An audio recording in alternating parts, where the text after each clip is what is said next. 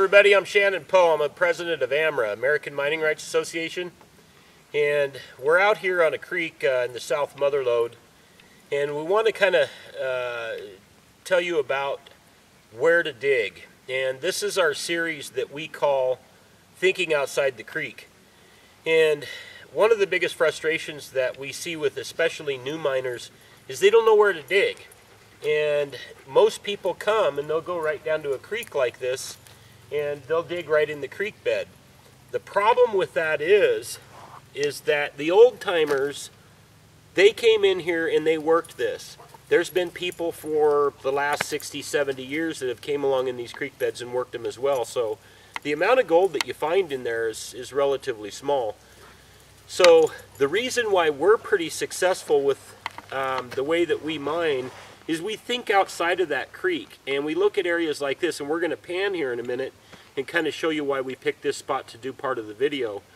Is when the creek flows through here, sure, it's going to move a little bit of flood gold, but what we're looking for is the deposits from that old tertiary river that used to run here in California, and find those virgin deposits. So that's where you find big gold. That's where you find a lot of gold. Old ground is what we call it. So if we can have Brian kind of pan over here, I want to show you this, guys.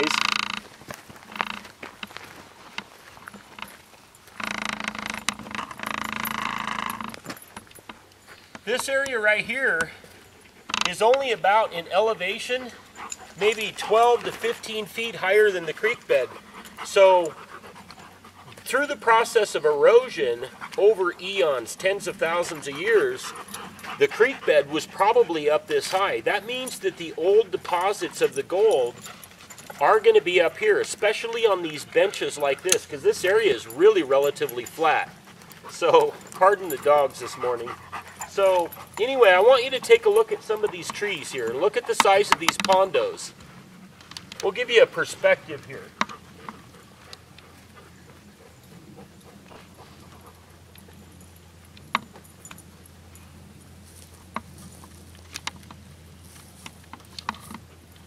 Some of these trees are even bigger. How old are they? 150, 200 years old? I don't know. But the thing about this particular spot is you can look in here and you don't see a lot of mounding. Now just off to our right, we're going to go over here in a second and show you.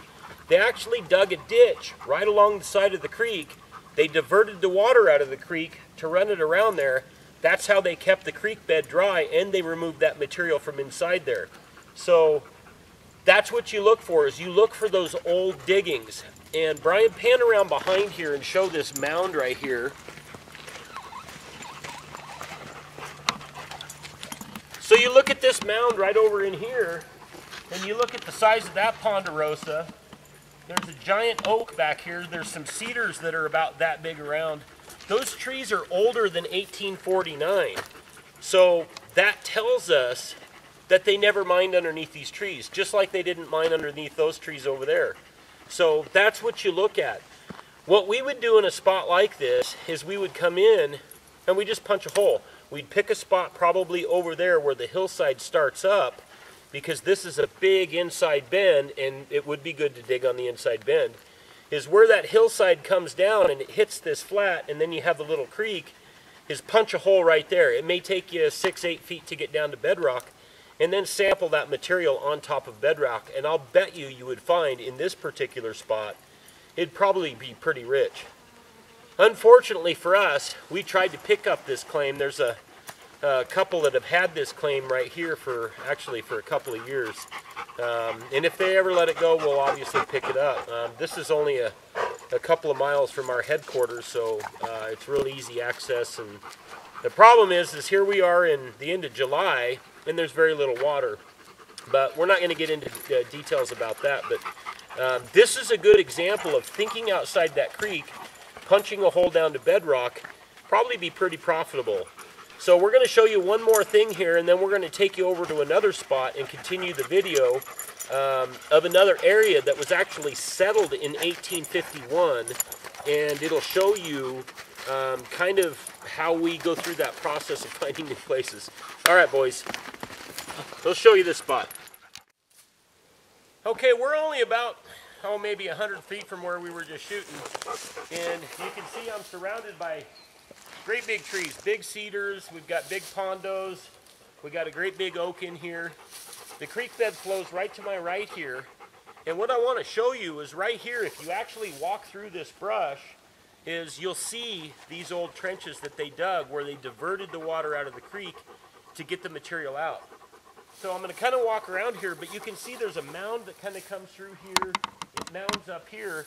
And the reason why we know that they didn't dig underneath these trees is because the natural landscape of the ground is still around the trees. The trenches and everything like that actually undercut the trees. So it tells me that within the last 150 years, that's when they dug this. So hopefully Brian can kind of pick me up in the trees here. Down in here is actually the trench that they dug through. And it goes through and it winds down around the corner here. So this is where they diverted the water. Now this ridge that they dug this stuff out of here, they diverted the water, but I would be willing to bet right here in this spot on this mound, they didn't work this. So this is the first of several parts of this video that we want to talk about thinking outside the creek. So when you're walking along a creek, don't just think the creek bed itself. Think about these big placer deposits that are up on these benches. We're going to head over towards Bower Cave and into Marble Gulch, and we'll show you a spot there. Okay, so here we are in, this is called Marble Springs, Marble Gulch. It's right below our claim called Perlow. The area that we're in right now, I want to explain this. This is another way that the government has come along and deemed areas like this basically off limits for us to claim. Is in 1851, this area, and we're going to pan around and kind of show you and explain you. In 1851, there was about 250 people living in here because they found an awful lot of gold. Because there's these old, well, there's no home sites or anything left, it's all just timber. The government decided to make this whole canyon a historical site. So you're not supposed to mine in here, although people come in here all the time and mine.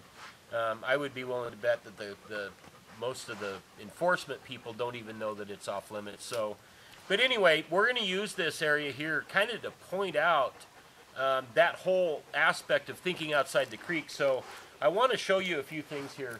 Here's the creek, and there is a spring up here. So there's water here. Everything else is dry right now because we're at the end of August. So most people, they come in here and they head straight to the creek. This has been worked over quite a few times.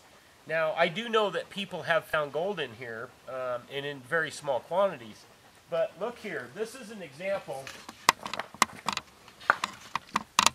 Somebody's punched a hole right here.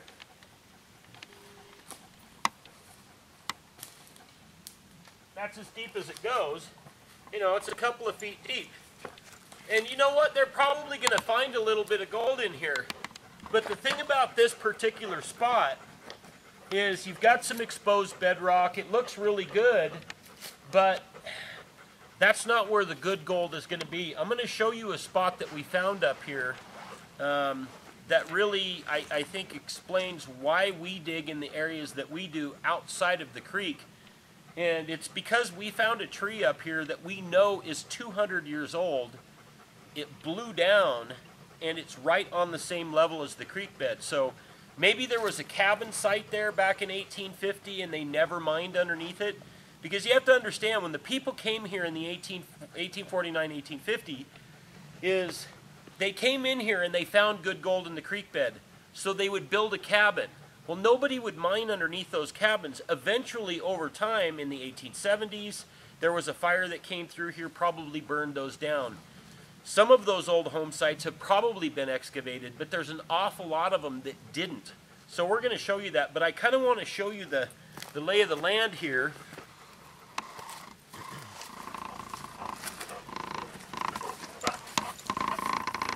So, this particular area, and if you look off up on the side here, you can see there's remnants of an old road right through here. Now, as you go up the hillside, there's a couple of more little roads. They all kind of dead end up these draws, only up about 100 yards. Those little roads there used to lead to little cabins. There used to be a little store in here. There was even a post office back in the 1857. So anyway, that's kind of what we wanted to show you. You can see there's not really many big trees, and both sides of this canyon are pretty steep. But if you find a bench area like what we're standing on right here, this could be pretty good ground. Now I think this particular spot got mined, but we're going to walk just up the stream here a little ways and show you another spot. So let's go up there. So here we are in the creek. By the way, this little puppy here is, that's Charlie. That's who we name a lot of our claims after. We call him the Chupacabra because he was a crazy dog when he was little. But anyway, this is a good example here. We're right here in the creek bed. Creek flows through here, where somebody came along here, and they've actually done a pretty good job of excavating this. And you can see that there's a lot of cobble and stuff in here. Guys, this has been worked several times. And I know that the guy that worked this, it was a couple of weekends he spent in here, and he maybe got that much in the bottom of a vial, you know, maybe a gram. And for 4 full days of hard work, you know, that's a pretty big excavation project to not get much back. So that's why we would, you know, encourage you to think outside the creek. We've got Albert down there making all that noise. He's our other crazy dog. But anyway, I mean, this is really how you would properly work the creek bed here, although they're kind of on the wrong side. But this is the frustration that, you know, you spend a couple of weekends in here and you come back with a little tiny bit of gold. If this guy that dug this would have went up there upstream, where we're going to show you in just a sec, and he dug up there, he'd probably get 50 times that amount of gold because it's virgin ground.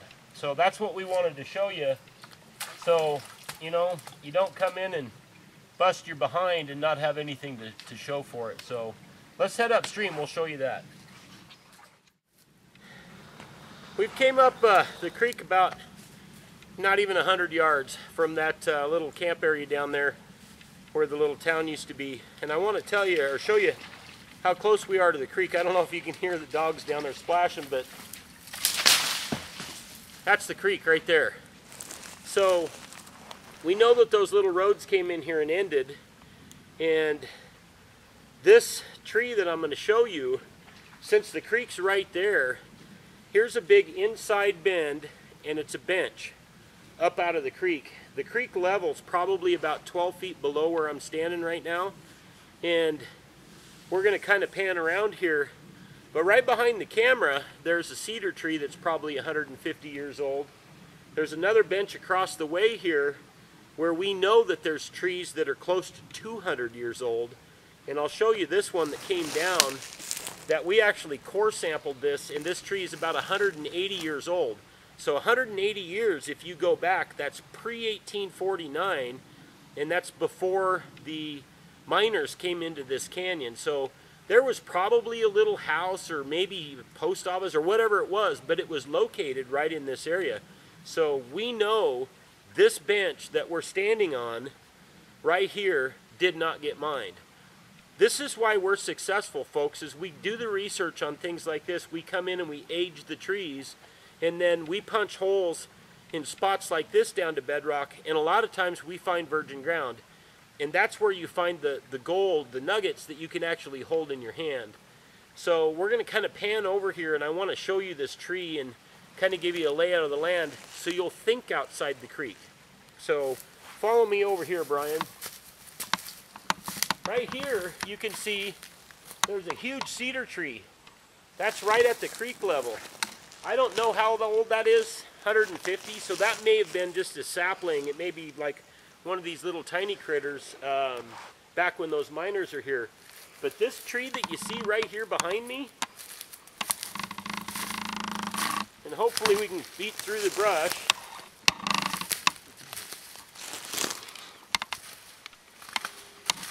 This one we core sampled this.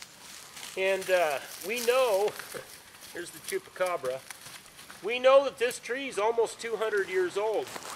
So you go back 200 years, that puts us around the early 1820s, somewhere in that area. That was long before there were people in here that were actively mining. So this is a good example. Now this tree is blown down. If we were going to actually mine this area, what we would do is we'd come in and cut this tree up, get it out of the way, and then we just start punching a hole down, get into the roots of this dead tree, and I think that you'd probably find really good gold.